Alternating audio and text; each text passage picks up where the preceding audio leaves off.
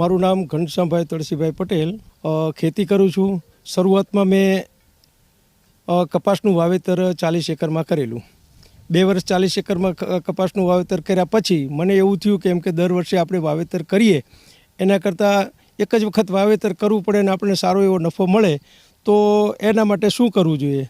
તો એના માટે અમને મારા મોટા ભાઈ કચ્છની અંદર ફોરેસ્ટ ઓફિસર તરીકે હતા અને એવો વિચાર આવ્યો કે આપણે ખજૂર વાવીએ તો કચ્છ બહાર કોઈ ખજૂર છે નહીં તો આપણે કેમ રહેશે, અને મેં નવું સાહસ કર્યું જે અમે ધાંગધ્રાની અંદર 40 એકરની અંદર કચ્છમાંથી રોપા લાવ્યા। 6000 રોપા લાવ્યા હતા।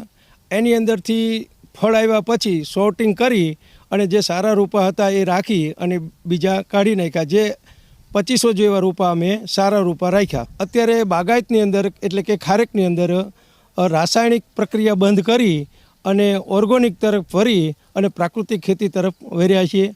અને અત્યારે મારે ખારેકના ઉત્પાદનની અંદર લગભગ ઝાડ દીઠ 125 થી 150 કિલોનું ઉત્પાદન છે, જે ગુજરાત બહાર ચેન્નઈ, હૈદરાબાદ, બેંગ્લોર, દિલ્હી, કલકત્તા, બોમ્બે અને સુરત છે, બોમ્બે, અમદાવાદ છે વગેરે સેન્ટરમાં હું મોકલું છું।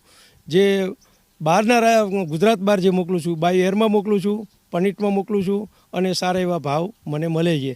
જે 100 કિલો 150 કિલોની આસપાસનું ઉત્પાદન એક ઝાડનું છે। તો બધા ખેડૂતને કહીએ કે પ્રાકૃતિક તરફ વળી અને સારું એવું ઉત્પાદન મળે